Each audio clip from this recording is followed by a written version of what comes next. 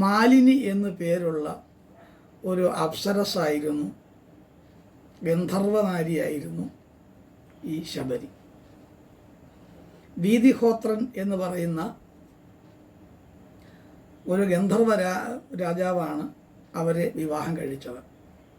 പക്ഷെ അദ്ദേഹം ഒരു വെറും രാജാവ് മാത്രമായിരുന്നില്ല, അദ്ദേഹം ഒരു സന്യാസി കൂടിയായിരുന്നു. അപ്പോൾ സന്യസ്തമായ ജീവിതം നയിച്ചു വരുന്നത് കൊണ്ട് ഗാർഹസ്ഥ്യ ജീവിതം വേണ്ടവണ്ണം മുമ്പോട്ട് പോകുന്നില്ലെന്ന് കണ്ടറിഞ്ഞ ഈ മാലിനി ഒരു കിരാതൻ, ഒരു രാക്ഷസനുമായി അടുപ്പത്തിലാവുകയും അയാളോടൊപ്പം വല്ലപ്പോഴുമൊക്കെ കഴിയുകയും ചെയ്തു. ഇതെങ്ങനെയോ മനസ്സിലാക്കിയ ഭർത്താവ് മാലിനിയെ ശപിച്ചു, നീ ഒരു കാട്ടാള സ്ത്രീയായി പോകട്ടെ എന്ന് ശപിച്ചു. അങ്ങനെ കാട്ടാള സ്ത്രീയായതാണ് ഈ ശബരി. അങ്ങനെ ശബരി മതംഗ മുനിയുടെ ആശ്രമത്തിനടുത്ത് വന്ന് താവളമടിച്ചു. ആ മതംഗ മുനിയുടെ ശിഷ്യന്മാരും മതംഗ മുനിയും ഒക്കെ പ്രാർത്ഥിക്കുന്നതും ജപിക്കുന്നതും ഒക്കെ കേട്ടിട്ട് അവരും അതുപോലൊക്കെ പറഞ്ഞ് അവസാനം ഈ മതംഗ മുനിയുടെ ശിഷ്യയായി മാറുകയാണ് ശബരി. ശബരി എന്ന പേരും സ്വീകരിച്ചിട്ട് കാട്ടുകിഴങ്ങുകളും ഫലങ്ങളും ഒക്കെയാണ് കഴിക്കുക. അങ്ങനെ കഴിച്ച് മുനിചര്യ നിരതമായ ഒരു ജീവിതം നയിച്ചു. അങ്ങനെ ജീവിക്കുന്ന ഒരു സന്യാസിനിയാണ് ഈ ശബരി. കാട്ടാള സംസ്കാരമേ ഉള്ളൂ, നാഗരികതയുടെ അംശം പോലും അവർക്കില്ല ജന്മം കൊണ്ട്. കാരണം കാട്ടാള സ്ത്രീയായിട്ട് ജനിച്ചതുകൊണ്ട് അങ്ങനെയാണ് ജീവിതത്തിൻ്റെ രീതി. മനോഭാവത്തിനകത്ത് ഭക്തി ഉണ്ട് എന്ന് മാത്രമേ ഉള്ളൂ. അവരുടെ ആഹാരക്രമങ്ങളോ സംഭാഷണ രീതികളോ ഒന്നും ഒരു നാഗരിക സംസ്കാരത്തിൻ്റെ ഭാഗമായുള്ളതൊന്നും അല്ല. അതവരെടുത്ത് പറയുകയും ചെയ്യുന്നുണ്ട്, രാമനോട് പറയുന്നുണ്ട്. രാമന് ഈ മാരീചനെ കൊന്നതിന് ശേഷം വേഗം ആശ്രമത്തിലേക്ക് പുറപ്പെട്ടു. ദൂരത്ത് നിന്ന് വരുന്ന ലക്ഷ്മണനെ കണ്ടിട്ട് കരഞ്ഞുകൊണ്ട് നീ എന്താണ് സീതയെ തനിച്ചാക്കി വന്നതെന്നൊക്കെ പറഞ്ഞ് നമ്മൾ ഇന്നലെ കണ്ടതാണ്. ആ ഭാഗമല്ല. അവിടെ ചെന്നപ്പോൾ അവിടെല്ലാം ഒരുപാട് ആൾക്കാരും ഒക്കെ ഉണ്ട്. കാരണം മതംഗമുനിയുടെ ആശ്രമമാണ്. ആ ചുറ്റുപാടും ശിഷ്യന്മാരും മറ്റു വളർത്തുമൃഗങ്ങളും അങ്ങനെ പല പൊതുവെ ഒരു സന്തോഷം തോന്നുന്ന ഒരു അന്തരീക്ഷമാണ് അവിടെ ഉള്ളത്. ശബരിയുടെ ആശ്രമത്തിലേക്ക് കടന്നു ചെന്നു. ലക്ഷ്മണസമേതനായിട്ടാണ് കടന്നു ചെല്ലുന്നത്, സീതാസമേതന എന്നൊക്കെ പറയാം. അപ്പോൾ ശബരി അവരെ വേണ്ടവണ്ണം ഉപചരിച്ചു, ആദരിച്ചു.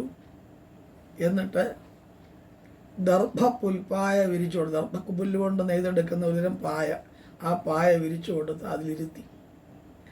ഇരുത്തി നേരത്തെ രാമന് കൊടുക്കാനായിട്ട് കരുതി വെച്ചിരുന്ന കുറേ ഫലങ്ങളുണ്ട്. വളരെ രുചികരമായ ഫലങ്ങളാണെന്നാണ് രാമായണത്തിൽ കാണുന്നത്. വളരെ സ്വാദുള്ള ഈ പഴങ്ങൾ സമർപ്പിച്ചു. അതിന് ഉള്ളതെന്ന് വെച്ചാൽ ഈ പഴം ഓരോന്നെടുത്ത്, പഴത്തിൽ നിന്ന് പറിച്ചെടുക്കുന്ന കായ്കളാണല്ലോ പഴുത്തതേ, അത് ഇവരൊന്ന് കടിച്ചു നോക്കി രുചി ഇല്ലാത്തത് മാറ്റി അവർക്ക് രുചിയുണ്ടെന്ന് തോന്നുന്നു. കടിച്ചു നോക്കുമ്പോൾ അവർക്ക് രുചിയുണ്ടെന്ന് തോന്നുന്നത് മാത്രം മാറ്റി വെച്ചു. ഒരാൾ കടിച്ചത് പറഞ്ഞാൽ കൊടുക്കുമോ? പക്ഷെ അവർക്കത് അറിയത്തില്ല. അപ്പോൾ ഏറ്റവും രുചിയുള്ളതാണെന്ന് എങ്ങനെ അവരറിയുന്നത്? അല്ലെങ്കിൽ നമ്മളിവിടെ ഇപ്പോഴാണെങ്കിൽ അത് നമ്മൾ മുറിച്ച് നമ്മൾ ആദ്യം ഒരല്പം കട്ട് ചെയ്തെടുത്തിട്ട് കത്തി കൊണ്ടോ ഒറ്റ മുറിച്ചെടുത്തിട്ട് ഒന്ന് ചെത്തുന്നു നോക്കും. അവിടെ അതിനൊരു മാർഗ്ഗമില്ല, കടിച്ചു നോക്കിയേ നിർത്തിയുള്ളൂ. എന്തായാലും അമൃതുല്യ സ്വാദുള്ള പഴങ്ങളെ ഭക്തിപൂർവ്വം സമർപ്പിച്ചു. സുഗന്ധപുഷ്പങ്ങളെ കൊണ്ട് പാദപൂജ ചെയ്തു. അവിടെ സുഗന്ധപുഷ്പമുണ്ട്. വിശേഷിച്ചും ഈ മതംഗമുനിയുടെ ആശ്രമത്തിൻ്റെ പരിസരങ്ങളിൽ ഒരു വളരുന്ന സസ്യങ്ങൾക്കൊരു പ്രത്യേകതയുണ്ട്. അവിടെയുള്ള സസ്യങ്ങളിലോ വൃക്ഷങ്ങളിലോ ഉണ്ടാകുന്ന പൂക്കൾ ഒരിക്കലും വാടത്തില്ല, സുഗന്ധം നഷ്ടപ്പെടുകയില്ല. അങ്ങനൊരു സവിശേഷതയുണ്ട് ആ പ്രദേശത്തുള്ള വൃക്ഷങ്ങൾക്കും സസ്യങ്ങൾക്കും. അതുകൊണ്ട് തന്നെയാണ് ശ്രേഷ്ഠമായ പുഷ്പങ്ങൾ കൊണ്ട്, സുഗന്ധപുഷ്പങ്ങളെ കൊണ്ട് പാദപൂജ ചെയ്തു എന്ന് പറയുന്നു, വിശേഷിച്ചെടുത്ത് പറഞ്ഞത്. ശബരി തൊഴുതുകൊണ്ട് പറഞ്ഞു, രാമ, ഇത് മതംഗ മഹർഷിയുടെ ആശ്രമമാണ്. ഞാൻ അദ്ദേഹത്തിൻ്റെ എളിയ ഒരു ശിഷ്യയാണ്. ഗുരുവിനെയും ശിഷ്യന്മാരായ മുനിമാരെയും ശുശ്രൂഷിച്ചുകൊണ്ട് ഞാനിവിടെ ഇങ്ങനെ താമസിച്ചു വന്നു. വളരെ കാലം അങ്ങനെ താമസിച്ചു. അത് കഴിഞ്ഞ് മതംഗ മഹർഷിയും ശിഷ്യന്മാരും ശരീരം ഉപേക്ഷിച്ച് ബ്രഹ്മലോകത്തേക്ക് പോയി. ആ ബ്രഹ്മലോകത്തേക്ക് പോകുന്നതിന് മുമ്പ് മതംഗ മഹർഷി എന്നോട് പറഞ്ഞു, നീ ഇവിടെ ഇങ്ങനെ താമസിക്കണം. പരമാത്മാവായ പരമപുരുഷോത്തമനായ ശ്രീരാമചന്ദ്രൻ ഭഗവാൻ രാക്ഷസവംശ വിനാശനം ലക്ഷ്യമാക്കി യാത്ര ചെയ്യുന്നതിനിടയിൽ നമ്മുടെ ഈ ആശ്രമത്തിൽ എത്തും. അപ്പോൾ വേണ്ടവണ്ണം സ്വീകരിക്കണം. അങ്ങനെ സ്വീകരിച്ചു കഴിഞ്ഞാൽ നിശ്ചയമായും അദ്ദേഹത്തിന് ദർശനം ഉണ്ടായി കഴിഞ്ഞാൽ ഉടനെ നിനക്ക് മോക്ഷം കിട്ടും, നിനക്ക് നേരെ നിൻ്റെ ആസ്ഥാനത്തേക്ക് പോകാൻ പറ്റും എന്ന് പറഞ്ഞിരുന്നു എന്നൊക്കെയുള്ള വിവരങ്ങൾ പറഞ്ഞു. അപ്പോൾ തന്നെ അവിടത്തെ വെച്ചാൽ നിന്നെ ദഹിപ്പിച്ചിട്ട് നീ അങ്ങോട്ട് യാത്രയാകണമെന്ന് കൂടി മതംഗമുനി പറഞ്ഞു. അങ്ങനെ എൻ്റെ ഗുരു അരുളി ചെയ്തിട്ടുണ്ട് രാമ എന്ന വിവരങ്ങളൊക്കെ സത്യസന്ധമായി പറയുകയാണ്. പിന്നെ എനിക്ക് ഭജിക്കാനും പ്രാർത്ഥിക്കാനും ഒന്നും അറിഞ്ഞുകൂടാ, എനിക്ക് കീർത്തനങ്ങളൊന്നും അറിഞ്ഞുകൂടാ, അങ്ങയുടെ രൂപം മനസ്സിൽ ധ്യാനിക്കാൻ മാത്രമേ എനിക്ക് കഴിയൂ, അതേ ഞാൻ പഠിച്ചിട്ടുള്ളൂ എന്ന് പറഞ്ഞിട്ട് രാമനെ വിശേഷിച്ചൊന്നും പറഞ്ഞില്ല. എന്നിട്ട് കുറച്ചു നേരം അദ്ദേഹം മിണ്ടാതെ അവരെ നോക്കിയിരുന്നു. എന്നിട്ടും എല്ലാം പറഞ്ഞു, ശബരി, നീ പ്രാർത്ഥിച്ചതും ഭോജിച്ചതും ഒക്കെ വളരെ ശ്രേഷ്ഠമായ നിലയിൽ തന്നെയാണ്. അത് ഞാൻ എല്ലാ നിലയിലും ഉൾക്കൊള്ളുകയും സ്വീകരിക്കുകയും ചെയ്യുന്നുണ്ട്. എന്നാൽ ഒരു കാര്യം ഓർക്കൂ, സ്ത്രീത്വമോ പുരുഷത്വമോ ജാതിയോ പേരോ ബ്രഹ്മചര്യമോ ഗാർഹസ്ഥ്യമോ വാനപ്രസ്ഥമോ സന്യാസമോ ഈ ആശ്രമങ്ങളും ഈ ജീവിതചര്യകളും ഒന്നും മോക്ഷം കിട്ടുന്നതിന് പ്രബലമായ കാര്യങ്ങളല്ല. നീ ഈശ്വരനെ പ്രാർത്ഥിക്കുന്ന ഭക്തിപൂർവ്വം, ഭക്തിയാണ് വളരെ പ്രാധാന്യം, വേറെ ഒന്നുമല്ല, ഇതിൻ്റെ സമ്പന്നതയൊന്നുമല്ല. അതാണ് നമ്മൾ ക്ഷേത്രങ്ങളിൽ നേർച്ച ഇടുമ്പോൾ ചിലർ കൂടുതൽ പൈസ കൊടുക്കും, ചിലർ സ്വർണ്ണ കിണ്ടി കൊടുക്കും, സ്വർണ്ണ പാത്രം കൊടുക്കും, സ്വർണ്ണ കിരീടം കൊടുക്കും. ഇതൊക്കെ ചെയ്യാറില്ലേ? അതിൻ്റെ ആവശ്യമുണ്ടോ? ശ്രീമദ് ഭാഗവതത്തിൽ തന്നെ കുചേല സദ്ഗതിയുടെ ഭാഗത്ത് ശ്രീമദ് ഭാഗവതത്തിൽ പറയുന്നു, പത്രം പുഷ്പം ഫലം തോയം യോമേ ഭക്തിയാ പ്രയച്ഛതി എന്നേ പറയുന്നുള്ളൂ. എന്തായാലും യോമേ, എന്തായാലും എനിക്ക് ഭക്തിയാ പ്രയച്ഛതി, ഭക്തിയോടുകൂടി തരും. പത്രം പുഷ്പം ഫലം തോയം. പത്രം എന്ന് പറഞ്ഞാൽ ഇലയായാലും മതി, പൂവായാലും മതി, കായായാലും മതി, കനിയായാലും മതി, എന്തുമായാലും. അല്ല, ആനയും അമ്പാരിയൊന്നും വേണമെന്നില്ല. സ്വർണം തരണോ, സ്വർണം തുലാഭാരം ചെയ്യണമെന്നില്ല, ഒരുപാട് ധനം തരണമെന്നില്ല. നീ എന്ത് തന്നാലും ശരി, അത് ഭക്തിയോടുകൂടി തരൂ. പത്രം പുഷ്പം ഫലം തോയം യോമേ ഭക്തി അപ്രയച്ഛതി. അപ്പോൾ അതിന് ഈ പുരുഷത്വമെന്നോ സ്ത്രീത്വമെന്നോ വിദ്യാഭ്യാസമെന്നോ ജാതിയെന്നോ പേരെന്നോ ബ്രഹ്മചര്യമെന്നോ ഗാർഹസ്ഥ്യമെന്നോ വാനപ്രസ്ഥമെന്നോ സന്യാസമെന്നോ ഒന്നുമില്ല. അതിൻ്റെ ആവശ്യമൊന്നുമില്ല. ഇല്ലാതെ തന്നെ ഈശ്വരനെ ഭജിക്കാൻ പറ്റും. ഇത് നമ്മളെപ്പോലുള്ള ലൗകികന്മാർക്കുള്ള ഒരു സന്ദേശമാണ്. നമ്മൾ വിചാരിക്കും ക്ഷേത്രാരാധന കൃത്യമായിട്ട് ചെയ്യുന്ന പൂജാരികൾക്ക് മാത്രമേ ഈശ്വരനെ സാക്ഷാത്കരിക്കാൻ കഴിയൂ എന്ന് വിചാരിക്കും. അങ്ങനെയാണല്ലോ ക്ഷേത്രങ്ങളിലെല്ലാം പൂജാരിമാരെയും പിന്നെ ബ്രാഹ്മണ സമുദായത്തിൽ ഉള്ള ആളുകളെയും നമ്മളവിടെ വെച്ച് പൂജയൊക്കെ ചെയ്യിക്കുകയൊക്കെ ചെയ്യും. നല്ല കാര്യമാണ്. നമ്മളെക്കാൾ കുറേ കൂടെ സാത്വികമായ ജീവിതചര്യകളും മറ്റു കാര്യങ്ങളും അവർക്കുള്ളത് കൊണ്ട് അത് നല്ല കാര്യമാണ്. പക്ഷേ അതൊരു അത്യാവശ്യ ഘടകമാണോ എന്ന് ചോദിച്ചാൽ അല്ല എന്നാണ് ഉത്തരം. നമ്മുടെ മനസ്സും ശരീരവും മറ്റ് ഇന്ദ്രിയങ്ങളും സാത്വികമായ നിലയിൽ സൂക്ഷിക്കാൻ നമുക്ക് കഴിയുമെങ്കിൽ നാം തന്നെ അതിന് അർഹരാണ്. അത് കഴിയാതെ പോകുന്നത് കൊണ്ടാണ് വേറൊരു റെപ്രസെൻറ്റേറ്റീവ് വേണ്ടി വരുന്നത്. അല്ലെങ്കിൽ അതിൻ്റെ ആവശ്യമില്ല, നേരിട്ട് തന്നെ ഇതൊക്കെ ചെയ്യാം. അതിന് സാത്വിക സ്വഭാവം വികസിപ്പിച്ചെടുത്താൽ മാത്രം മതി. നമ്മുടെ കർമാനുഷ്ഠാനങ്ങളിലും നമ്മുടെ വിചാരഗതികളിലുമുള്ള സംശുദ്ധി ഉണ്ടായാൽ മതി. സ്വഭാവം ഇത് അധ്യാത്മ ഉച്ചതയെന്ന് പറയും. അപ്പോൾ സ്വഭാവം അതിന് അനുസരിച്ച് ക്രമീകരിച്ചെടുത്ത് ഒരു ജീവിതചര്യയാക്കി മാറ്റിയാൽ നമുക്ക് മതി ഈശ്വര സാക്ഷാത്കാരം. അങ്ങനെ എത്രയോ ആളുകൾ ചെയ്തിരിക്കുന്നു. അബ്രാഹ്മണരെന്ന് വിചാരിക്കുന്ന ആൾ, ജാതീയമായാണ് ഞാൻ പറയുന്നത്, അബ്രാഹ്മണരെന്ന് പറയുന്ന ധാരാളം ആളുകൾ ഈ സാത്വിക മാർഗത്തിലേക്ക് വന്ന് ഈശ്വര ആരാധനയിൽ മുഴുകി ജീവിച്ചില്ലേ? ഈ എഴുത്തച്ഛൻ തന്നെ അങ്ങനെയല്ലേ? അബ്രാഹ്മണനായിരുന്നല്ലോ. എന്നിട്ട് അദ്ദേഹത്തിന് ഇന്ന് നിലനിൽക്കാൻ കഴിയുന്നു ആ നിലയിൽ തന്നെ. വേദവ്യാസൻ മുഖ്യസ്ത്രീയുടെ മകനാണ്. മുഖ്യസ്ത്രീയുടെ മകനായിട്ടും അദ്ദേഹമാണ് ബ്രഹ്മസൂത്രം പോലെയുള്ള ഒരുപാട് കാര്യങ്ങൾ എഴുതിയത്, പുരാണങ്ങളും ഉപപുരാണങ്ങളും രചിച്ചത്, ഇതിഹാസകാവ്യം രചിച്ചത്, വേദങ്ങളെ മുറിച്ച് നാലാക്കിയത്. ഇതൊക്കെ ഈ സാത്വിക സാധനയിലൂടെ സ്വരൂപിച്ച വ്യക്തിപ്രഭാവത്തെ നിലനിർത്തുകയും അത് വികസിപ്പിക്കുകയും അത് തന്മയീഭവിപ്പിക്കുകയും ചെയ്തു എന്നുള്ളത് കൊണ്ടാണ് അതൊക്കെ സാധിച്ചത്. അവിടെ അത് നമുക്ക് സാധിക്കുന്ന കാര്യമാണ്. അപ്പോൾ ശബരിയോട് രാമൻ ഇങ്ങനെ പറഞ്ഞു, ആ അനുഷ്ഠാനം ക്രിയാത്മകമായ നിൻ്റെ ഓരോ പ്രവൃത്തിയും, അതാനുഷ്ഠാനം. ക്രിയാത്മകമായി നിൻ്റെ ഓരോ കാര്യങ്ങളും ഈശ്വരപരമായി ഉറപ്പുള്ളതായിരിക്കണം. ആ ഉറപ്പുള്ളതായാൽ അത് മതി. നിൻ്റെ ജീവിതം അങ്ങനെയാണെന്ന് ഞാൻ മനസ്സിലാക്കുന്നു, അതുകൊണ്ട് ഞാൻ നിന്നിൽ സംപ്രീതനായിരിക്കുന്നു എന്നാണ്. അതുകൊണ്ട് ഈശ്വരനാമങ്ങൾ കീർത്തിക്കലാണ് ഏറ്റവും പ്രധാനമായി വേണ്ടത്. കീർത്തിക്കുക എന്ന് പറഞ്ഞാൽ ഈശ്വരൻ്റെ നാമജപങ്ങൾ തന്നെയാണ് ഈ കീർത്തിക്കൽ. നമ്മൾ സ്തോത്രങ്ങൾ ഓരോന്നും നമുക്കറിയാവുന്ന സ്തോത്രങ്ങളൊക്കെ ചൊല്ലും. രാമചന്ദ്രായ നമ എന്നൊക്കെ പറഞ്ഞിട്ട് കസ്തൂരി തിലകം ലലാടഫലകയെ വക്ഷത്തടയ കവസം ചൊല്ലും, നമ്മൾ ചൊല്ലും. പിന്നെ അതുപോലെ തന്നെ കേളിയിലോല ഉദാരനാഥ മുരളി നാളി നീലാധരം ധൂളീധു അളകം, ഇങ്ങനെ എത്രയോ പദ്യങ്ങൾ നമുക്കറിയാം. ഇതൊക്കെ നമ്മൾ ചൊല്ലി ഈശ്വരനെ പ്രീതിപ്പെടുത്തുന്നതിന് വേണ്ടി നമ്മുടെ മേൽ അനുഗ്രഹം ചൊരിയുന്നതിനാവശ്യമായി നമ്മൾ പ്രാർത്ഥിച്ചോ ഉപാസിച്ചൊക്കെ വയ്ക്കാറുണ്ട്. അപ്പോൾ കീർത്തിക്കൽ എന്നുള്ളതാണ് മൂന്നാമത്തെ സാധനയായിട്ട് നമുക്ക് സ്വീകരിക്കാവുന്നത്. എൻ്റെ ഉപദേശങ്ങളെ വ്യാഖ്യാനിക്കുക എന്നതാണ് നാലാമതായി ഉണ്ടാവേണ്ടത്. ഞാൻ എന്തു പറഞ്ഞു, ഈശ്വരനിൽ നിന്ന് വന്ന വാക്യങ്ങൾ എന്തെല്ലാമാണ്, അതിനെ പഠിച്ചറിയുക, അതിനെ വ്യവച്ഛേദിക്കുക, വ്യാഖ്യാനിക്കുക, ഉൾക്കൊള്ളുക. അതാണ് മന്ത്രതന്ത്രാദികളുടെ ഉന്നം എന്ന് പറയുന്നത്. ഇപ്പോൾ പുരുഷസൂക്തം നമ്മൾ ജപിക്കുന്നു എന്ന് പറഞ്ഞാൽ ആ പുരുഷസൂക്തത്തിനകത്ത് പറയുന്ന മന്ത്രോച്ചാരണത്തിൻ്റെ ഓരോ ഘടനാവിശേഷങ്ങൾ ഏതെല്ലാം അർത്ഥതലങ്ങളെയാണ് ചെന്ന് മുട്ടുന്നതെന്ന് പഠിച്ചാൽ സ്വാഭാവികമായിട്ടും നമുക്ക് അത് ഉപാസനയാക്കി മാറ്റാൻ കഴിയുമല്ലോ.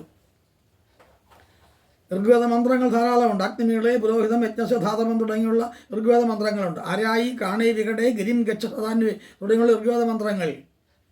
അല്ലെങ്കിൽ സമാനീവ ആകൂതി സമാന ഹൃദയാനിവ സമാനവസ്തു വോ മനോഹ യഥാവ സുസഹസതി സങ്കച്ഛത്വം സമ്മതത്വം സംവോമനാഥ് ജാനതാം ദേവാഭാഗം യഥാപൂർവേ സംജാനാനാം ഉപാസതേ. ഇങ്ങനെയൊക്കെയുള്ള വേദമന്ത്രങ്ങൾ ധാരാളമായിട്ടുണ്ട്. അതെല്ലാം അർത്ഥമറിഞ്ഞ് പൊരുളറിഞ്ഞ് മനസ്സിലാക്കി ഉള്ളടക്കി വയ്ക്കാമെങ്കിൽ നമുക്ക് ഈ ഈശ്വര സാക്ഷാത്കാരം ഉണ്ടാകാതിരിക്കുകയൊന്നുമില്ല.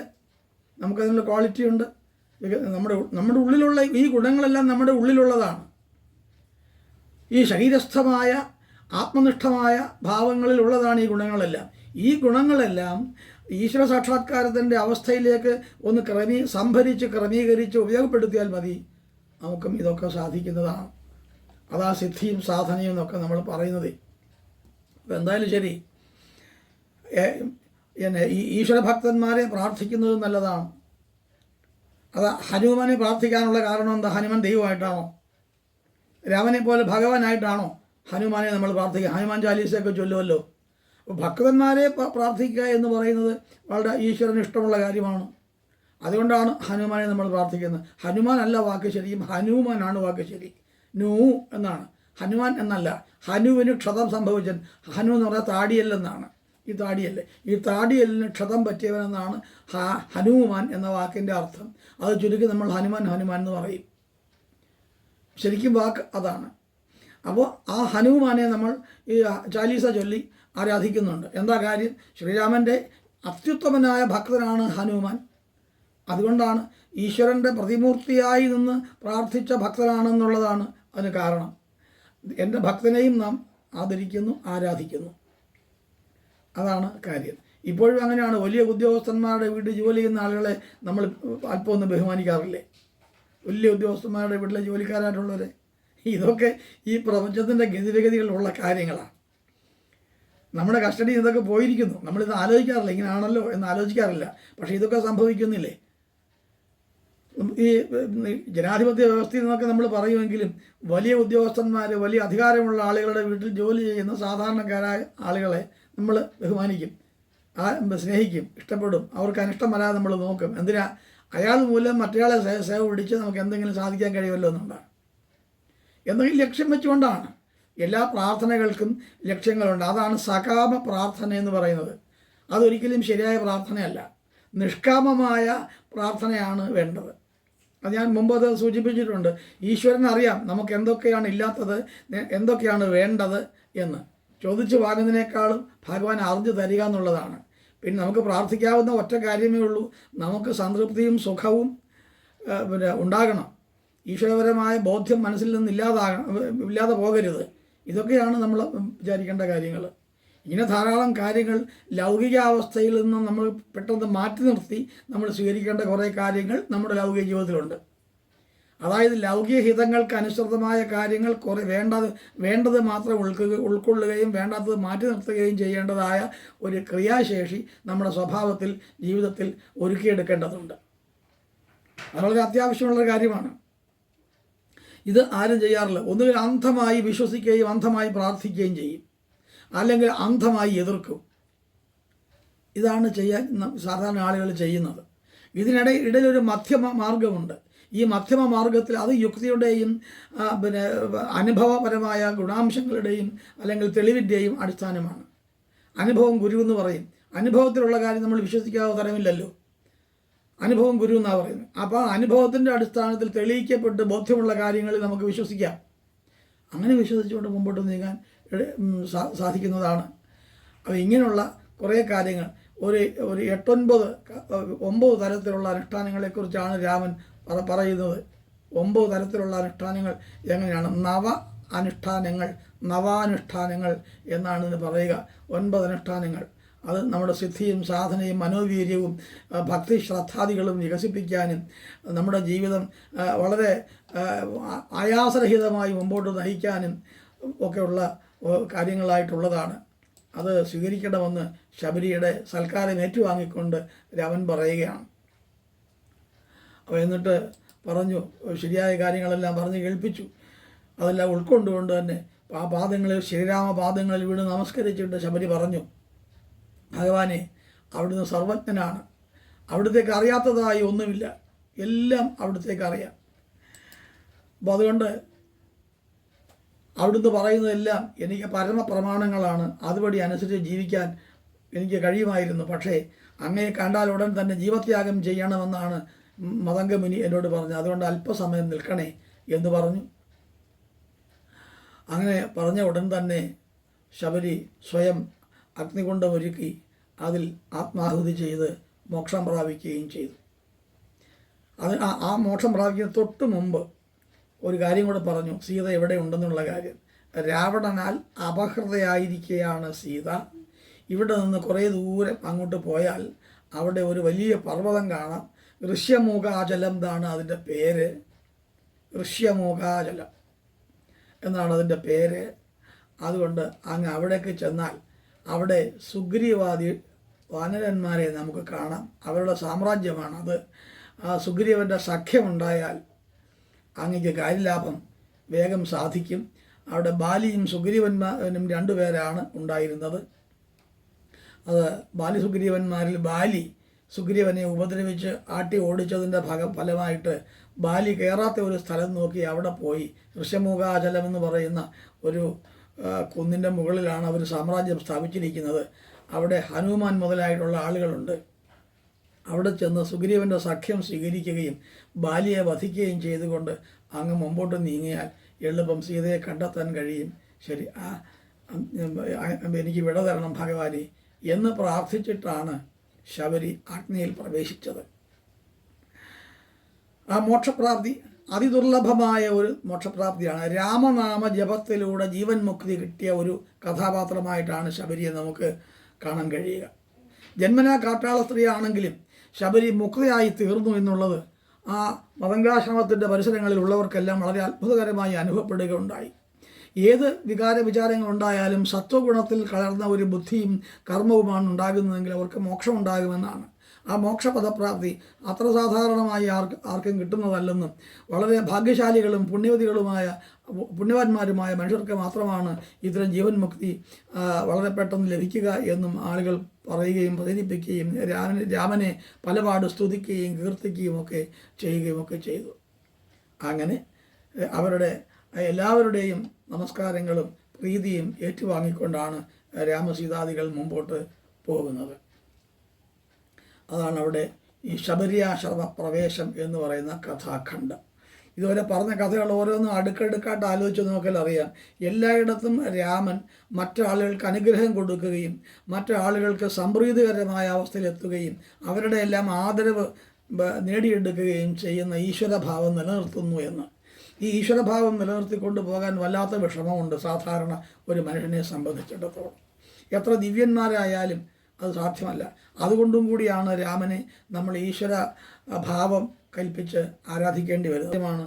ഒരാളിൽ കുറവുകളും കുറ്റങ്ങളും സ്വാഭാവികമാണ്. ആ കുറവുകളും കുറ്റങ്ങളും നീക്കി വെച്ചാലും ഗുണങ്ങൾ ബാക്കി നിൽക്കുന്നു. ഇതാണ് മഹത്വം. മഹത്വത്തിൻ്റെ മാനദണ്ഡമാണ് അത്. എല്ലാ കുറവുകളും മാറ്റി നിർത്തിയാലും ഗുണങ്ങൾ ബാക്കി നിൽക്കുക.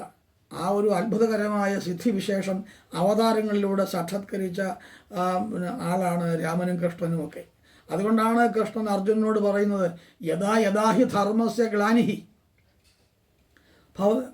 ഭവതി ഭാരത അഭ്യുത്ഥാനം അധർമ്മസ്യ തദാത്മാനം സൃജാമ്യഹം. യഥാ യഥാഹി ധർമ്മസ്യ ചേർത്ത് പറയുമ്പം ഗ്ലാനിർഭവതി ഭാരത അഭ്യുത്ഥാനം അധർമ്മസ്യ തദാത്മാനം സൃജാമ്യഹം. പരിത്രാണായ സാധൂനാം വിനാശായ ച ദുഷ്കൃതം ധർമ്മ സംസ്ഥാപനാർത്ഥായ സംഭവാമി യുഗേ യുഗേ. വളരെ പ്രഖ്യാതമായ ശ്ലോകങ്ങളാണ്. എവിടെയെല്ലാമാണോ ധർമ്മത്തിന് ഗ്ലാനി, ക്ഷീണം, നാശം, കുറവ്, ന്യൂനത, വാട്ടം ഉണ്ടാകുന്നത്, അവിടെയെല്ലാം അർജുന അഹം ആത്മാനം സൃജാമി, ഞാൻ ആത്മാവിനെ കൈക്കൊള്ളും. ആത്മാവിനെ കൈക്കൊള്ളാൻ എന്ന് പറഞ്ഞാൽ ജന്മമെടുക്കുമെന്നർത്ഥം. ആത്മാവിനെ രൂപപ്പെടുത്തുന്നതാണല്ലോ ശരീരം കൂടി. അപ്പോൾ ശരീരവും ആത്മാവും ഒരുമിച്ച് ഞാൻ ആളായിട്ട് മാറും, ഒരാളായിട്ട് ജനിക്കും എന്നാണ്. പരിത്രാണായ സാധൂന, പരിത്രാണായ രക്ഷിക്കും, പരിത്രാണനം ചെയ്യും, രക്ഷിക്കും. സാധൂനാം പരിത്രാണായ, നല്ല സാധു എന്നുള്ള സാധുക്കൾ, നല്ലവരുന്ന സജ്ജനങ്ങളായ ആളുകളെ രക്ഷിക്കുന്നതിന്. വിനാശായ ച ദുഷ്കൃതങ്ങളും വിനാശങ്ങളും എല്ലാം, അതിൽ നിന്നെല്ലാം സാധുക്കളായ ആളുകളെ രക്ഷിക്കാൻ. ധർമ്മ സംസ്ഥാപനാർത്ഥായ, ധർമ്മത്തെ സംസ്ഥാപനം ചെയ്യുക, വെറുതെ സ്ഥാപിക്കുകയല്ല, സംസ്ഥാപനം. ഒരിക്കലും ഇളകാത്ത വണ്ണം, ദോഷങ്ങൾ ഉണ്ടാകാത്ത വണ്ണം സ്ഥാപിച്ചെടുക്കാൻ. സംഭവാമി യുഗേ യുഗേ, ഞാൻ യുഗങ്ങൾ തോറും സംഭവിച്ചു കൊണ്ടിരിക്കും എന്നാണ്. ഇങ്ങനെയുള്ള ഒരു ബോധ്യം ഉണ്ടാവുകയാണ്. വളരെ അത്യാവശ്യമായ ഒരു കാര്യമാണ് അത്. എപ്പോഴും ഒരു സാമൂഹിക പരിഷ്കർത്താവിൻ്റെ സ്വഭാവം അവിടെ ഉണ്ടാകേണ്ടതാണ്. അല്ലെങ്കിൽ ഒരു നവോത്ഥാനം ഉണ്ടാവുകയില്ല. കാലഘട്ടങ്ങൾക്കൊരു നവോത്ഥാനം ഉണ്ടാകണം. ആ നവമായ ഉത്ഥാനം എന്ന് പറയുന്നത് എപ്പോഴും ഒരു മതത്തിൻ്റെ അടിസ്ഥാനത്തിൽ നിന്നുകൊണ്ടുള്ള നവീകരണമാണ് നമ്മൾ ഉദ്ദേശിക്കുന്നത്. റെഫർമേഷൻ എന്ന് പറയും. റെഫർമേഷൻ ആൻഡ് റെനൈസാൻസ് എന്നാണ്. മതനവീകരണവും ഒരു നവോത്ഥാനവുമാണ്. മതമെന്ന് പറയുമ്പോൾ എന്താണ് ഈ മതമെന്ന് പറഞ്ഞാൽ? ഹിന്ദുയിസം എന്ന് പറയുന്ന, ഹിന്ദുത്വം എന്ന് പറയുന്ന മതമൊന്നുമല്ല. ക്രിസ്തുമതം മതമാണ്, സിഖ് മതം മതമാണ്, ഇസ്ലാം മതമാണ്, ക്രിസ്തുമതം മതമാണ്. ഒക്കെ നമ്മൾ ആരെങ്കിലും ആൾ സൃഷ്ടിച്ചതാണ്. ദ ഗോസ്പൽ ഓഫ് ക്രൈസ്റ്റ് ആണല്ലോ ക്രിസ്തുമതം എന്ന് പറയുന്നത്. ഗോസ്പലിസമാണ്, സുവിശേഷമാണ്. അങ്ങനെ ഓരോ മതങ്ങൾക്കും ഉണ്ട് അതിൻ്റെ സ്രഷ്ടാക്കിന് ക്രിയേറ്ററുണ്ട്, ഒരു സ്രഷ്ടാവുണ്ട്. ഹിന്ദുമതത്തിന് സ്രഷ്ടാവില്ല എന്ന് ആരുണ്ടാക്കി എന്ന് അറിഞ്ഞുകൂടാ. അതുകൊണ്ട് തന്നെ അതൊരു മതമല്ല, അതൊരു അനുഷ്ഠാനമാണ്. മതമെന്ന് പറഞ്ഞാൽ എന്താണ്? മതം എന്നുള്ളൊരു അഭിപ്രായം എന്നാണ് അർത്ഥം. മതമെന്ന വാക്കുണ്ടാകുന്നത് മന എന്ന ധാതുവിൽ നിന്നാണ്. That is a root. മന എന്ന സംസ്കൃത ധാതുവിനോടുകൂടി ഇക്താ പ്രത്യയ വ്യായോഗം എന്ന് പറയുന്ന ഒരു വ്യാകരണ നിയമം ചേരുമ്പോൾ ഉണ്ടാകുന്ന ശബ്ദമാണ്, വാക്കാണ് മതം എന്ന്. അത് റിലീജിയൻ അല്ല. റിലീജിയൻ എന്നുള്ള ഇംഗ്ലീഷ് വാക്കല്ല, അതിനപ്പുറം നിൽക്കുന്ന ഒന്നാണത്. ആ മനം എന്ന് പറഞ്ഞാൽ മനസ്സാണല്ലോ. ആ മനസ്സിലാണിത് ഉണ്ടാകുന്നത്. അഭിപ്രായങ്ങൾ രൂപീകൃതമാകുന്നത് മനസ്സിലാണ്. അതുകൊണ്ടാണ് മതമെന്ന് പറയുന്നതിന് അഭിപ്രായം എന്ന അർത്ഥമുണ്ടെന്ന് നേരത്തെ ഞാൻ പറഞ്ഞത്. മനസ്സിലാണ് അഭിപ്രായം ഉണ്ടാകുന്നത്. ഏതൊരു വസ്തുതയെക്കുറിച്ചുമുള്ള പ്രതികരണങ്ങൾ സൃഷ്ടിക്കപ്പെടുന്നത് നമ്മുടെ മനസ്സിലാണ്. ആ മനസ്സിൽ രൂപപ്പെടുന്നതാണ് നമ്മൾ വായി കൊണ്ട് പറയുമ്പോഴാണ് അഭിപ്രായമായിട്ട് നമ്മൾ അറിയുന്നത്. അതുകൊണ്ടാണ് അഭിമതം എന്ന് പറയുന്നതിന് ഇഷ്ടം എന്നർത്ഥം വരുന്നത്. അപ്പോൾ മതം അതാണ്. അപ്പോൾ മതം എന്നുള്ളത് അറിവ് എന്നർത്ഥമുള്ള മനധാതുവാണ്. അറിവ് ഉള്ളതാണ് ആദ്യം ഉണ്ടാകുന്നത്. എന്തിനെക്കുറിച്ചെങ്കിലും നമുക്കൊരു അഭിപ്രായം മനസ്സിലുണ്ടാകണമെങ്കിൽ അതിനു മുമ്പ് അതേക്കുറിച്ച് അറിവുണ്ടായിരിക്കണം, അല്ലേ? ആലോചിച്ച് നോക്കിയാൽ അറിയാം. ആ അഭിപ്രായം ഉണ്ടാകണമെങ്കിൽ മനസ്സുണ്ടാകണം. ആ മനസ്സിൽ ഒരു ആശയം എങ്ങനെയെങ്കിലും ഉണ്ടാവണം. ആ ആശയം ജനിക്കുന്നത് അറിവിൽ നിന്നാണ്. അപ്പോൾ അറിവിൽ നിന്നുണ്ടാകുന്ന ഈ ഒരു അഭിപ്രായം പുറത്ത് പറയുകയും മറ്റാളുകളത് അംഗീകരിക്കുകയും ശിഷ്യന്മാരെന്നുള്ള ഡിസൈപ്പിൾസ് എന്നുള്ള അർത്ഥത്തിൽ എല്ലാവരും ഇത് അംഗീകരിക്കുകയും ചെയ്യുമ്പോൾ അതൊരു മതമായി അറിയപ്പെടുന്നു. ഇതെല്ലാം തന്നെ ആ ക്രിയേറ്ററുടെ, അതുണ്ടാക്കിയ ആളിൻ്റെ മനസ്സിൽ ജീവിതത്തെ സംബന്ധിച്ച് തോന്നിയ അതൊരു അനുഭവമാകുന്ന ഗുരു എന്ന അറിവിൽ നിന്ന് സ്വാംശീകരിച്ചെടുത്ത ആശയങ്ങളെ അഭിപ്രായമായി പുറത്തേക്ക് കൊണ്ടുവന്നപ്പോൾ ഉണ്ടായതാണ്. അതാണ് മതങ്ങളല്ല, എല്ലാ മതങ്ങളും അങ്ങനെയാണ്. ഇതങ്ങനെ മതമല്ല, ഇതൊരു അനുഷ്ഠാനമാണ്. ചെയ്ത് കാട്ടി വിശ്വസിക്കുകയും ആചരിക്കുകയും ചെയ്തു പോയി. അപ്പോൾ ആചാരങ്ങൾ വിശ്വാസങ്ങളായി കിട്ടും, വിശ്വാസങ്ങൾ പിന്നെ വീണ്ടും ആചാരങ്ങളായും മാറുമ്പോൾ അതിൻ്റെ യുക്തിചിന്ത ആവശ്യമായി വരുന്നു. ആ ചിന്ത ആവശ്യമായി വരുമ്പോൾ ആണ് അതിന് നിർദ്ധാരണം ചെയ്യുക എന്ന് പറയുമ്പോൾ. ഇപ്പോൾ ഐഡൻറ്റിറ്റി ഒക്കെ സോൾവ് ചെയ്യുന്നത് പോലെ A+B² എന്ന് പറയും ഐഡൻറ്റിറ്റി. അത് A²+2AB+B² എന്ന് പറയും. അപ്പോൾ ഇങ്ങനെ സോൾവ് ചെയ്തെടുക്കാം. അപ്പോൾ സൂത്രാംശങ്ങളെ വികസിപ്പിച്ചെടുക്കുക. എല്ലാം സൂത്രങ്ങളാണ്. എന്താ ഈ സൂത്രം എന്ന് നമ്മൾ പറയുമല്ലോ, ഫോർമുല എന്ന് പറയുമ്പോൾ πr² എന്നൊക്കെ നമ്മൾ പറയാറില്ലേ? കുട്ടികളൊക്കെ പഠിക്കുന്ന നമ്മൾ ചെറുപ്പത്തിൽ പഠിച്ചിട്ടുണ്ട്. ഇത് സൂത്രങ്ങൾ എന്ന് പറയും, ഫോർമുല എന്ന് പറയും. സൂത്രം എന്ന് പറഞ്ഞാൽ എന്താ? അല്പാക്ഷരം അസന്ദിഗ്ധം സാരവത് വിശ്വതോമുഖം അസ്തോഭം അനവദ്യഞ്ച സൂത്രം സൂത്രവതോ വിദു.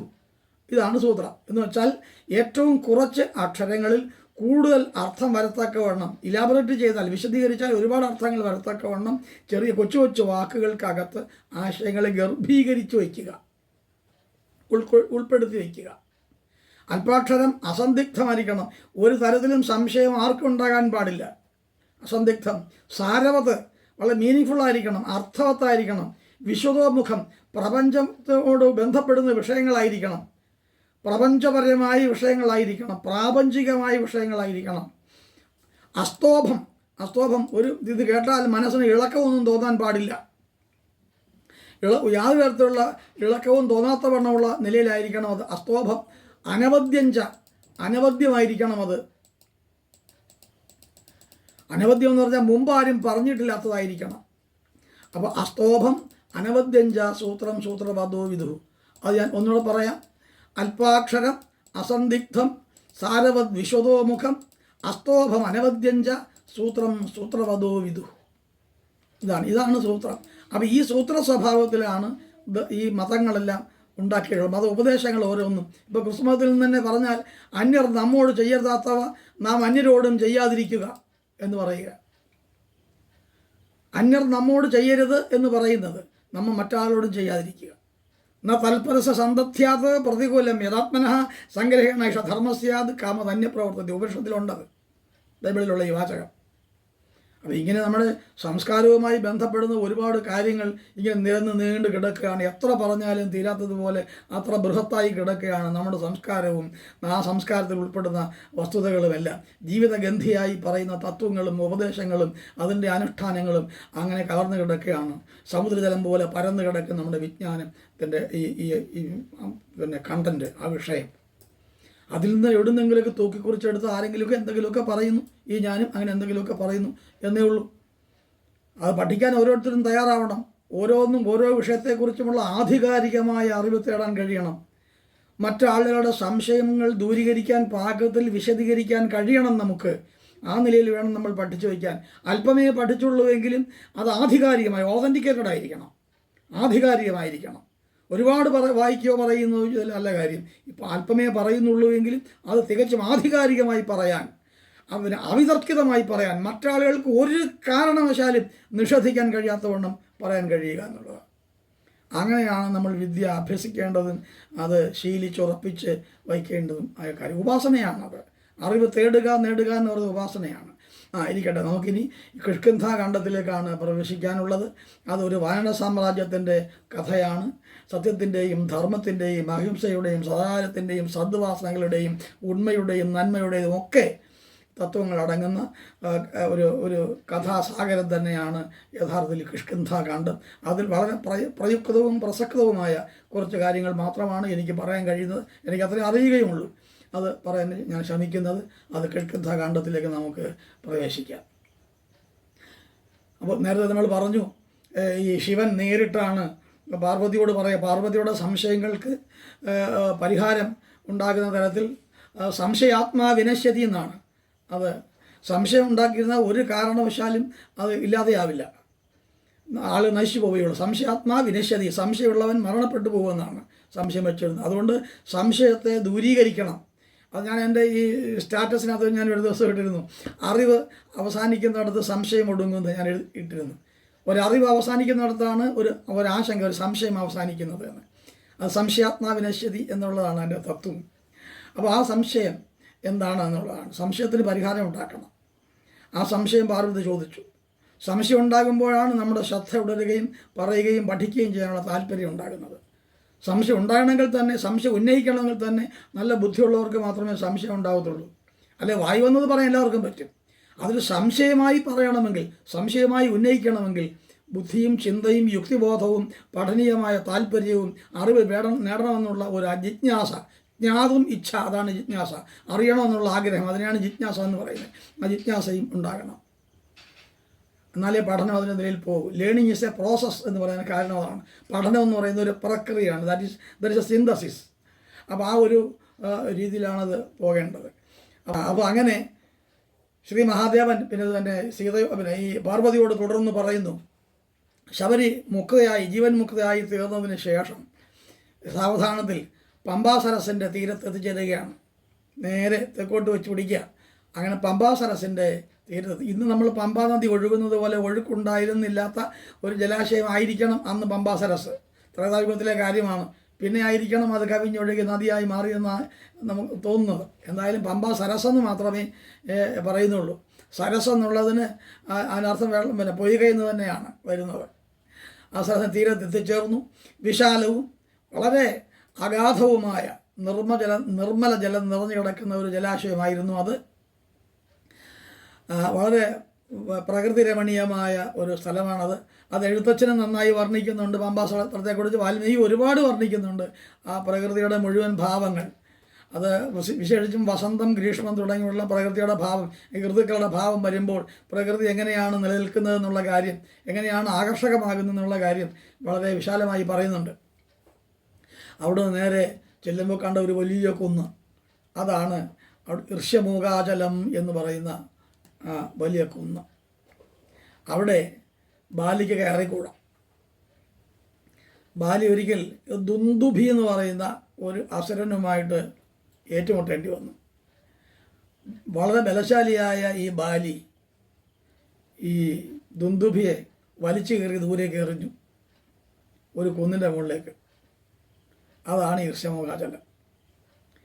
അവിടെ പോയി പോകുമ്പോൾ ആ എറിഞ്ഞപ്പോഴേ ആ ശരീരത്തിൽ നിന്ന് ഒഴുകിപ്പോകുന്ന രക്തത്തിൻ്റെ തുള്ളികൾ, ചോരത്തുള്ളികൾ, ഈ ചോരത്തുള്ളികൾ താഴെ ഈ പിന്നെ തപസ് ചെയ്യുകയായിരുന്ന ഒരു മുനിയുടെ കൈകളിലേക്കും പരിസരങ്ങളിലേക്കും ഒക്കെ ചിതറി വീണു. അപ്പോൾ ജ്ഞാനദൃഷ്ടി കൊണ്ട് ഇതാരാണെന്ന് മനസ്സിലാക്കിയ മുനി അവിടെ ശപിച്ചു, നീ ഇനി ഈ അചലത്തിൽ, ഈ ഋഷിമുഖം എന്ന് പറയുന്ന ഈ അചലത്തിൽ കയറിയ തല പൊട്ടിത്തെറിച്ച് മരിച്ചു പോട്ടെ എന്ന് ശാപം. അതുകൊണ്ടാണ് ഈ ബാലിയെ ഭയന്ന് ഓടിയ സുഗ്രീവൻ അവിടെ സാമ്രാജ്യം സ്ഥാപിച്ച് കഴിഞ്ഞുകൂടിയത്.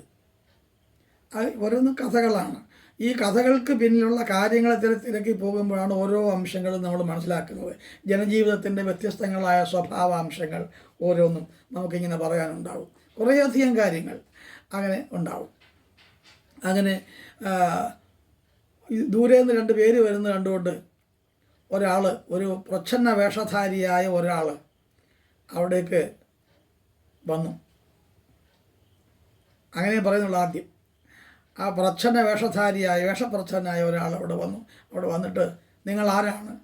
പുരുഷശ്രേഷ്ഠന്മാരും പരാക്രമശാലികളുമായ നിങ്ങൾ ആരാണ്? നിങ്ങളുടെ സൗന്ദര്യം കൊണ്ട് നിങ്ങൾ സൂര്യനെ പോലെ ശോഭിക്കുന്നുണ്ട്, ദിക്കുകളെ പ്രകാശിപ്പിക്കുന്നുണ്ട്. നിങ്ങൾ ത്രൈലോക്യത്തിൻ്റെ സൃഷ്ടികർത്താക്കന്മാരാണെന്നാണ് എനിക്ക് തോന്നുന്നത്. 3 ലോകത്തിൻ്റെയും സൃഷ്ടികർത്താക്കന്മാരാണെന്ന് എനിക്ക് തോന്നുന്നു. നിങ്ങൾ പ്രപഞ്ചത്തിന് കാരണഭൂതരായ പ്രകൃതി പുരുഷന്മാരാണോ? പ്രകൃതിയും പുരുഷൻ 2 കാര്യങ്ങളാണ് ഈ ലോകത്തെ നിലനിർത്തുന്ന ഘടകങ്ങൾ. പ്രകൃതിയും അതിന് വരുന്ന പുരുഷഭാവവും. അങ്ങനെയാണെന്ന് എനിക്ക് തോന്നുന്നത്. അതോ പ്രപഞ്ച ആകാരത്തിൽ, പ്രപഞ്ചത്തിൻ്റെ രൂപത്തിൽ വരുന്ന പരമാത്മാവ് തന്നെയാണോ? സാക്ഷാൽ ഈശ്വരൻ തന്നെയാണോ? മായ കൊണ്ട് മനുഷ്യരൂപം സ്വീകരിച്ച് ഭൂമിയുടെ ഭാരം നശിപ്പിക്കാനും ഭക്തന്മാരെ രക്ഷിക്കാനും സഞ്ചരിക്കുന്ന ആളുകളാണോ? സർവേശ്വരനായ ഭഗവാൻ തന്നെ രാജ്യത്തെയൊക്കെ രക്ഷിക്കുന്ന ഒരു ക്ഷത്രിയൻ്റെ രൂപവും ഭാവവും സ്വീകരിച്ചുകൊണ്ട് വന്നിരിക്കുന്നതാണോ? സ്വതന്ത്രന്മാരും മായയെ മറ്റു മനുഷ്യരുടെ മനസ്സിൽ ഉണ്ടാക്കാൻ എപ്പോഴും ശ്രദ്ധിക്കുന്നവരുമായ ഒരു മായാ സ്വഭാവമുള്ള ആളുകളാണോ നിങ്ങൾ? അതോ സാക്ഷാൽ നരനാരായണന്മാർ തന്നെയാണോ? നരനും നാരായണനും. നാരങ്ങളിൽ വസിക്കുന്നവൻ നാരായണൻ. നാരൻ എന്ന് പറഞ്ഞാൽ വെള്ളമെന്നും അർത്ഥമുണ്ട്, ജീവജാലം എന്നും അർത്ഥമുണ്ട്. നാരായണൻ നാരങ്ങളിൽ ജീവിക്കും. നാരേ അയന ആണ് നാരത്തിൽ. നാരം വെള്ളത്തിൽ ജീവിക്കുന്നു എന്നാണ്. അതല്ലെങ്കിൽ നിങ്ങൾ ജീവികൾ വസിക്കുന്ന ആളാണ്. ജീവികളുടെ അന്തര്യാമിയായിട്ടുള്ള ആളായി ഈശ്വരനാണോ എന്നാണ്. നരനാരായണന്മാർ തന്നെ ആയിരിക്കുമോ? അങ്ങനെയൊക്കെയാണ് എനിക്ക് തോന്നുന്നത് എന്ന് പറഞ്ഞു. ശ്രീരാമനോട് ലക്ഷ്മണനോട് പറഞ്ഞു, ലക്ഷ്മണ, ഇയാളൊരു ബ്രഹ്മചാരിയാണെന്ന് തോന്നുന്നു. നോക്കൂ, അയാളുടെ വേഷങ്ങളും ആ ഭാവങ്ങൾ നോക്കൂ, ബ്രഹ്മചാരിയാണ്. ബ്രഹ്മത്തിൽ ചരിക്കുന്ന ബ്രഹ്മം എന്താണെന്ന് പരിശീലിക്കുന്ന ആളാണ്. ബ്രഹ്മചര്യത്തിൻ്റെ പ്രധാനമായ ഒരു കാര്യം നഖരോപം അറുക്കൊല എന്നാണ് ബ്രഹ്മചര്യത്തിൻ്റെ പ്രധാനമായ ഒരു പ്രാഥമിക നിയമം. നഖരോമം അറുക്കൊല. ശരീരത്തിൽ 2 സാധനങ്ങളേ ഉള്ളൂ, മുറിച്ചാലും പിന്നെയും വളരുന്ന 2 സാധനങ്ങൾ, രോമവും നഖവുമാണ്. അവ രണ്ടും. നമ്മുടെ രോമം മുറിച്ചാൽ വളരെ ഷേവ് ചെയ്യും, നമ്മൾ മുടി മുറിച്ചാൽ വീണ്ടും കിളിയും. നഖവും അതുപോലെയാണ്. ഈ നഖരോമങ്ങൾ പോലും മുറിക്കാൻ പാടില്ല, അത് വലിയ നിർബന്ധമാണ്. അപ്പോൾ യതിച്ഛന്തോ ബ്രഹ്മചര്യം ചരന്തി എന്ന് പറയും. അങ്ങനെ ബ്രഹ്മചര്യം എന്ന് പറഞ്ഞാൽ വളരെ യോഗ്യതയുള്ള കാര്യമാണ്, അത്ര എളുപ്പമുള്ള സാധ്യമല്ല. വിദ്യാർത്ഥികൾ എപ്പോഴും അങ്ങനെയാണ്. വിദ്യ അർത്ഥിക്കുന്ന ആളുകൾ എപ്പോഴും ബ്രഹ്മചര്യം സൂക്ഷിച്ച് ഏതെങ്കിലും ഒരു വിഷയത്തിൽ മാത്രം ശ്രദ്ധ കേന്ദ്രീകരിച്ച് പഠിക്കാൻ ഉതകുമ്പോഴാണ് അവർ മിടുക്കന്മാരായി മാറുന്നതെന്നൊക്കെ പണ്ട് പറയുമായിരുന്നു. പണ്ട് വിദ്യാർത്ഥി ലക്ഷണം എന്താ? കാകദൃഷ്ടിർ ബഗധ്യാനം ശ്വാനനിദ്ര തഥൈവച അല്പാഹാരം ജീർണവസ്ത്രം ഏതത് വിദ്യാർത്ഥി ലക്ഷണം എന്നാണ് പണ്ട് പറയുന്നത്. കാകദൃഷ്ടിർ, കാക്കയുടെ ദൃഷ്ടിയായിരിക്കണം, ഇവിടെ സൂക്ഷ്മത ഉണ്ടാവണം എന്നാണ് എൻ്റെ അർത്ഥം. അല്ല കാക്കയുടെ കണ്ണ് പോലെ കണ്ണ് വേണമെന്നല്ല. ബഗധ്യാനം, ബഗ പറഞ്ഞാൽ കൊക്ക്, വയൽ വരമ്പത്തിരിക്കുന്ന കൊക്ക് മീനെ പിടിക്കാനിരിക്കും. ബഗധ്യാനം എന്ന ഈ വലമരം അനങ്ങാതിരിക്കും. എവിടെയെങ്കിലും മീൻ അനങ്ങിയാൽ പെട്ടെന്ന് ഒറ്റക്കൊത്ത് ഒരു പറക്കൽ. അതാണ് ആ ഏകാഗ്രത ഉണ്ടാകണമെന്ന് പറയുന്നത് തന്നെയാണ് ബഗധ്യാനം. ശ്വാനനിദ്ര അതുപോലെയാണ്. പട്ടിയുടെ ഉറക്കം. പട്ടി ഉറങ്ങുമ്പോൾ ശ്രദ്ധിച്ച് നോക്കും, ചെവി തറയെ വെച്ചിട്ട് ഇങ്ങനെ കിടന്ന് ഉറങ്ങും. ചെവി പെട്ടെന്ന് ഈ ശബ്ദത്തിൻ്റെ സ്പന്ദനം വളരെ പെട്ടെന്ന് ചെവികളുടെ അറിയാൻ പറ്റും. ചെറിയൊരു ശബ്ദം എവിടെയെങ്കിലും കേട്ടാൽ മതി, പട്ടി ചാടി എഴുന്നേറ്റ് പോയി കുരയ്ക്കും. അതെല്ലാം ശ്രദ്ധയാണ്. അല്പം ആഹാരം, ഒരുപാട് തിന്നു കയറ്റമല്ല വേണ്ടത്, അല്പം മാത്രം ആഹാരം കഴിക്കുക. തിന്നാൻ വേണ്ടി തിന്നാണല്ലോ നമ്മളെല്ലാം ചെയ്യുന്നത്, അല്ല എപ്പോൾ കിട്ടിയാലും കഴിക്കുക, അതാണ് ആഹാരം. അതൊക്കെ നമ്മളെല്ലാം ചെയ്യുന്ന കാര്യമാണ്. പക്ഷേ ആഹാരത്തെ നിയന്ത്രിച്ചാൽ ക്ഷീണം കുറഞ്ഞിരിക്കും. ജീർണ വസ്ത്രം, പുതിയ വസ്ത്രവും കൂടിയ വസ്ത്രവും വില കൂടിയ വസ്ത്രവും അല്ല, ജീർണ വസ്ത്രം, പഴകിയതും പൊടിഞ്ഞതുമായ വസ്ത്രമാണ് ധരിക്കേണ്ടത്. അപ്പോൾ വസ്ത്രാഭിമാനം ഉണ്ടാകാതിരിക്കും. അത് പകിട്ട് ആഡംബര ഭ്രമമെന്ന് എൻ്റെ അർത്ഥം. ഏതാണ്ട് വിദ്യാർത്ഥി ലക്ഷണം, ഇതാ വിദ്യാർത്ഥി ലക്ഷണം. ഇപ്പം പറഞ്ഞ ആരെങ്കിലും സമ്മതിക്കുമോ? ആരോടെങ്കിലും പറയാൻ പറ്റുമോ? വിദ്യാർത്ഥിയുടെ ലക്ഷണം ഇതാണെന്ന് പറഞ്ഞാൽ ആരാ സമ്മതിക്കുക? ഇന്നത്തെ ഏത് കുട്ടിയാണ്? രക്ഷാകർത്താക്കൾ സമ്മതിക്കും ഇങ്ങനെ പറഞ്ഞാൽ? ഇത് നമ്മുടെ സമൂഹത്തിൽ ഇതെല്ലാം പോയി. ആ ഒരു വിദ്യയോടുള്ള അത്ര ശ്രദ്ധാഭക്തി പുരസ്സരമായ മനോഭാവം നഷ്ടപ്പെട്ടു. എന്ത് ചെയ്ത് ഇപ്പോൾ പരീക്ഷ എഴുതാതെയും ഡിഗ്രി പാസ്സാകുന്നവരും PG ക്ക് പോകുന്നവരും ഉള്ള സമൂഹമല്ലേ നമുക്കുള്ളത്. അപ്പോൾ അതങ്ങനെ പോയിക്കൊണ്ടിരിക്കും. സ്വാഭാവികമാണ് ഇതെല്ലാം ഇങ്ങനെ സംഭവിച്ചുകൊണ്ടിരിക്കുന്നത്. ഓരോ കാലത്ത് ഓരോ തരം സാമൂഹിക ക്രമങ്ങൾക്കനുസരിച്ച് ജീവികൾ നീങ്ങിക്കൊണ്ടിരിക്കും. ചിലത് സ്വീകാര്യമാവും, ചിലത് അസ്വീകാര്യമാവും എന്ന് മാത്രമേ ഉള്ളൂ. ഒരു ബ്രഹ്മചാരിയുടെ രൂപഭാവങ്ങളുണ്ട് ഇയാളിന്, സൂക്ഷിച്ചു നോക്കൂ എന്നാണ്. അപ്പോൾ സംസാരിക്കുന്നത് വളരെ ശുദ്ധവും, ഈ കുന്നിൻ്റെ മുകളിലായിട്ടും ഈ വലിയ ഈ പ്രത്യേക തരത്തിലുള്ള ജീവികളായിട്ട് ജീവിക്കുന്ന അവരാണെങ്കിലും ഇദ്ദേഹം സംസാരിക്കുന്നത് കേൾക്കൂ. വ്യാകരണശാസ്ത്രം മുഴുവനും പഠിച്ച രീതിയിലല്ലേ സംസാരിക്കുന്നത്. അക്ഷരങ്ങൾക്ക് സ്ഫുടാക്ഷരമാണ്, വ്യക്തവും സ്ഫുടവുമായ അക്ഷരമാണ്. അക്ഷരങ്ങളുടെ ഉച്ചാരണം ഇന്ന് ആര് ശ്രദ്ധിക്കുന്നു? അല്ലേ? അധ്യാപകൻ എന്ന് പറയുന്നത് ആരെങ്കിലും ഉണ്ടോ? ഭാഷ എന്ന് പറയുന്നവരുണ്ടോ? അധ്യാപകനും ഭാഷയുമല്ലേ നമ്മൾ പറയുന്നത്. ശുദ്ധിയില്ല, ശുദ്ധിക്ക് വേണ്ടി പറഞ്ഞാൽ ശുദ്ധി എന്നല്ലേ പറയൂ. അധ്യാപകനുള്ള അധ്യാപകർ എപ്പോഴും കേൾക്കാം. വിദ്യാർത്ഥി എന്ന് പറയും, വിദ്യാർത്ഥി എന്ന് പറയും. വിദ്യാർത്ഥി, വിദ്യയെ അർത്ഥിക്കുന്നവൻ വിദ്യാർത്ഥിയാണ്. ഇത് വിദ്യാർത്ഥി എന്ന് പറയും. ഒരു ഭാഷ എങ്ങനെ കൈകാര്യം ചെയ്യാം, ശ്രദ്ധയോടും ബുദ്ധിയോടും യുക്തിയോടും കൂടി എങ്ങനെയാണ് ഭാഷാപദങ്ങൾ കൈകാര്യം ചെയ്യുന്നത്. ഭാഷയുടെ ശുദ്ധി, ഭാഷയുടെ അന്തസ്സാണ്, നമ്മുടെ സംസ്കാരത്തിൻ്റെ ഭാഗമാണ്. നമ്മുടെ സംസ്കാരത്തിൻ്റെ മേലങ്കിയാണ് ഭാഷ എന്ന് പറയുന്നത്. നമ്മുടെ സംസ്കാരത്തിൻ്റെ രക്തമാണ് ഭാഷ എന്ന് പറയുന്നത്. അത് നമുക്ക് വേണം. എന്തായാലും ശരി, ഇവിടെ ഇയാൾ ഇങ്ങനെ ശബ്ദശുദ്ധിയോടെ സ്ഫുടാക്ഷരങ്ങളോടുകൂടി സംസാരിക്കുകയാണ്. അപ്പോൾ അപശബ്ദം ഒന്നുപോലും വരുന്നില്ല. ഇങ്ങനെ ലക്ഷ്മണനോട് രാമൻ പറഞ്ഞ ശേഷം ബ്രഹ്മചാരിയുടെ ചോദ്യത്തിന് അദ്ദേഹം ഉത്തരം പറഞ്ഞു, ഞാൻ ദശരഥപുത്രനായ രാമനാണ്, ഇവനെൻ്റെ അനുജനായ ലക്ഷ്മണനാണ്. എൻ്റെ ഭാര്യയായ സീതയോടൊന്നിച്ച് ഞങ്ങൾ വനവാസം ചെയ്യുകയായിരുന്നു. അച്ഛൻ്റെ നിയോഗമാണ് കാരണം, അച്ഛൻ്റെ അനുജ്ഞ ആണ്, അച്ഛൻ്റെ പ്രതിജ്ഞയാണ് കാരണം. അതിൽ നിറവേറ്റാൻ ഒരു മകനെന്നുള്ള നിലയിൽ ഞാൻ ബാധ്യതപ്പെട്ടവനായതുകൊണ്ട് ഞാൻ അതാണ് ചെയ്തുകൊണ്ടിരിക്കുന്നത്. അച്ഛൻ്റെ നിയോഗപ്രകാരം ഞങ്ങൾ വനവാസത്തിന് വന്നവരാണ്. ഞങ്ങൾ ആദ്യം ദണ്ഡകാരണ്യത്തിൽ താമസിച്ചിരുന്ന കാലത്ത് സീതയെ ഏതോ ഒരു രാക്ഷസൻ വന്ന് അപഹരിച്ചുകൊണ്ട് പോയി, മോഷ്ടിച്ചുകൊണ്ട് പോവുകയാണ് ചെയ്തത്. ഞങ്ങൾ അറിഞ്ഞില്ല. തിരിച്ചു വന്ന് നോക്കിയപ്പോൾ എൻ്റെ ഭാര്യയെ കാണുന്നില്ല. അപ്പോൾ ഇനി എങ്ങോട്ട് പോയി എന്ന് യാതൊരു വിവരവുമില്ല. അവളെ അന്വേഷിച്ചുകൊണ്ടാണ് ഞങ്ങൾ ഇവിടെ വരെ എത്തിച്ചേർന്നത്. ഇന്ന് വളരെ ദുഃഖ ആകുലരാണ് ഞങ്ങളെ സഹായിക്കാൻ അങ്ങയ്ക്ക് കഴിയുമോ? അങ്ങ് ആരാണ്? പറയും എന്ന് പറഞ്ഞു. ബ്രഹ്മചാരിയായ ഇയാൾ മറുപടി പറഞ്ഞു, സുഗ്രീവൻ വാനര യുവരാജാവാണ്, വലിയ ബുദ്ധിമാനുമാണ്. 4 മന്ത്രിമാരോടുകൂടി അദ്ദേഹം ഈ പർവ്വതത്തിൻ്റെ ഋഷ്യമുഖം എന്ന് പറയുന്ന ഈ അചലം ചലിക്കാതെ നിൽക്കുന്നതുകൊണ്ടാണ് പർവ്വതം എന്നർത്ഥം വന്നത്. അചലം അദ്രി ഗിരി പർവ്വതം ഇതൊക്കെയാണ് പര്യായങ്ങൾ. അചലം എന്നുള്ള ചലിക്കാതെ നിൽക്കുന്നത് കൊണ്ടാണ് അചലം. അപ്പോൾ അങ്ങനെ ആ 4 മന്ത്രിമാരോടുകൂടി അദ്ദേഹം ഈ പർവ്വതത്തിൻ്റെ മുകളിൽ ഇങ്ങനെ താമസിച്ചു വരുന്നു. പാപിയായ ബാലിയുടെ അനുജനാണ് ഈ സുഗ്രീവൻ എന്ന് പറയുന്നത്. അരുണൻ്റെ മക്കളാണ് ഇവർ രണ്ടുപേരും. ഈ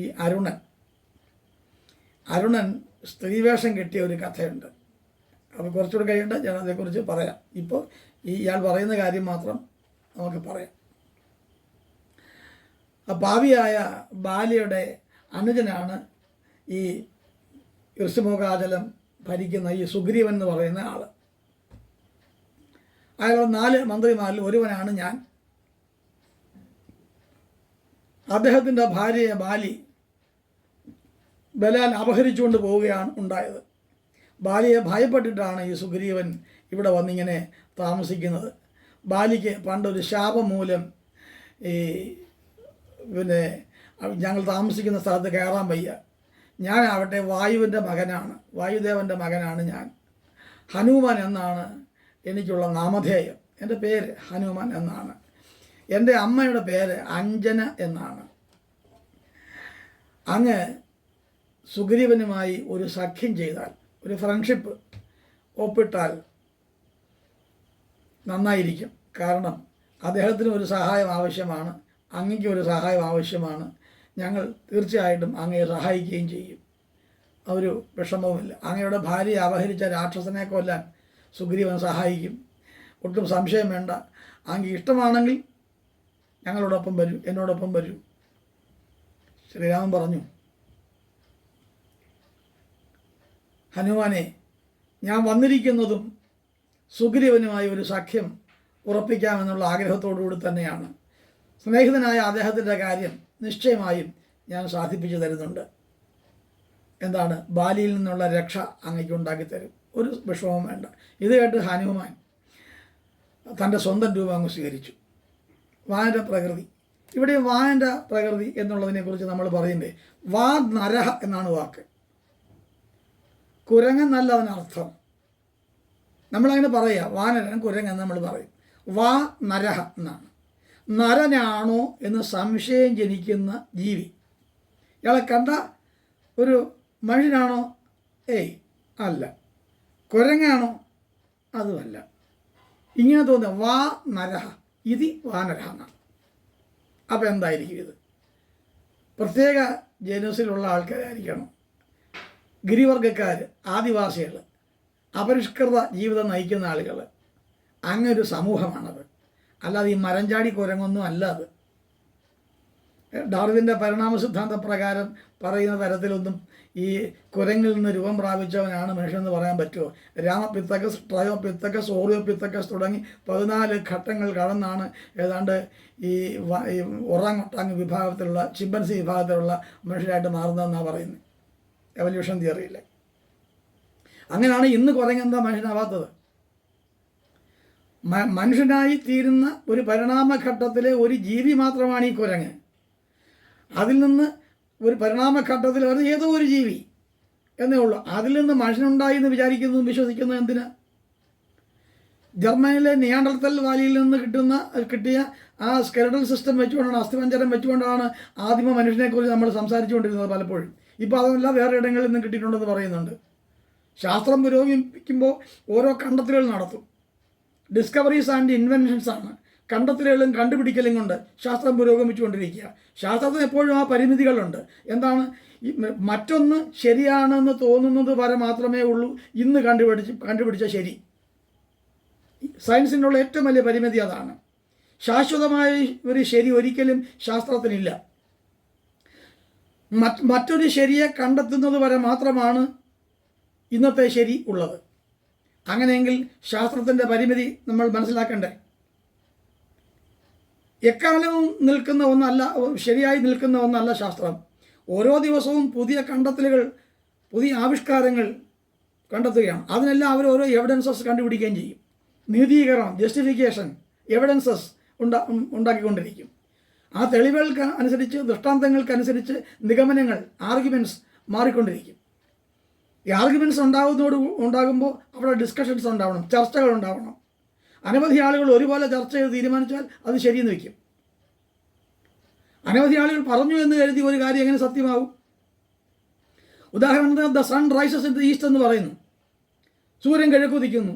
യഥാർത്ഥത്തിൽ സൂര്യൻ ഉദിക്കുന്നില്ലല്ലോ, അസ്തമിക്കുന്നില്ല. സൂര്യൻ ഉദിക്കുകയുമില്ല, അസ്തമിക്കുകയുമില്ല. ഭൂമിയുടെ 1500 കിലോമീറ്റർ വേഗത്തിൽ മറ്റുള്ളത് ഭൂമി സ്വയം തിരിയുന്നത് കൊണ്ട് തോന്നുന്ന ഒരു പ്രതിഭാസം മാത്രമാണ് ഉദയവും അസ്തമയവും. അല്ലാതെ സൂര്യൻ നമ്മൾ ഉദിപ്പിക്കുകയും അസ്തമിക്കുകയും ചെയ്യുക അല്ല. നമ്മളങ്ങനെ സങ്കല്പിക്കുകയാണ്. അതിനെ ആസ്പദമാക്കിയാണ് നമ്മൾ സമയം വരെ വച്ചിരിക്കുന്നത്. അതൊന്നും ശാശ്വതമായ കാര്യമല്ല. അപ്പോൾ ശാസ്ത്രത്തിന് അതിൻ്റേതായ പരിമിതികളുണ്ട്. ആ പരിമിതികൾക്ക് അപ്പുറത്തേക്ക് മാറി നിന്നുകൊണ്ട് നമ്മുടെ ശ്രുതിയുക്തി അനുഭവങ്ങൾക്ക് അപ്പുറത്ത്, കാര്യകാരണങ്ങൾക്ക് അപ്പുറത്തുള്ള ശരി, നമുക്ക് ആർഗ്യൂ ചെയ്യാൻ കഴിയാത്ത, നമുക്ക് വാദിച്ച് ജയിക്കാൻ കഴിയാത്ത, കാരണങ്ങൾ ചൂണ്ടിക്കാണിക്കാൻ കഴിയാത്ത കാര്യങ്ങളുണ്ട്. കാരണം എന്താ? നമ്മുടെ പരിമിതിയാണ്. നമ്മൾ അറിഞ്ഞതിൻ്റെ പരിമിതി വെച്ചുകൊണ്ടാണ് നമ്മൾ ഒന്നിനെ യുക്തിനിഷ്ഠമായി, റാഷണലിസ്റ്റിക്കായിട്ട് ചിന്തിക്കുന്നത്, യുക്തിഭദ്രമായി ചിന്തിക്കുന്നത്. നമ്മുടെ യുക്തി പരിപൂർണമൊന്നുമല്ല. നമ്മൾ പഠിച്ചറിഞ്ഞ വിദ്യാഭ്യാസത്തിൻ്റെ അളവിൽ മാത്രമേ നമുക്ക് യുക്തിയുള്ളൂ. നമ്മളെക്കാൾ കൂടുതൽ പഠിച്ച ആളിൻ്റെ യുക്തി നമ്മുടെ വിദ്യാഭ്യാസത്തിൻ്റെ അറിവിൻ്റെ അപ്പുറത്തല്ലേ? അപ്പോൾ നമ്മുടെ യുക്തി അങ്ങനെ സമ്പൂർണ്ണമായി ശരിയാവും. അപ്പോൾ അങ്ങനെയുള്ള പരിമിതികളുണ്ട് ശാസ്ത്രത്തെ സംബന്ധിച്ചുമെല്ലാം. ഇതൊക്കെ നമ്മൾ അറിയണം. എന്തായാലും ഇനിയിപ്പം ഈ ഋഷ്യമുഖാചരണത്തിൻ്റെ ബാക്കി ഭാഗങ്ങൾ, സുഗ്രീവനുമായുള്ള സഖ്യം മുതലായ കാര്യങ്ങൾ നമുക്ക് അടുത്ത ദിവസം ചർച്ച ചെയ്യാമെന്ന് തോന്നുന്നു. ഇന്ന് നമുക്ക് ഇത്ര മതി. ശരി, ഇന്നത്തെ വാക്കുകൾ നിർത്തുകയാണ്. നമസ്കാരം.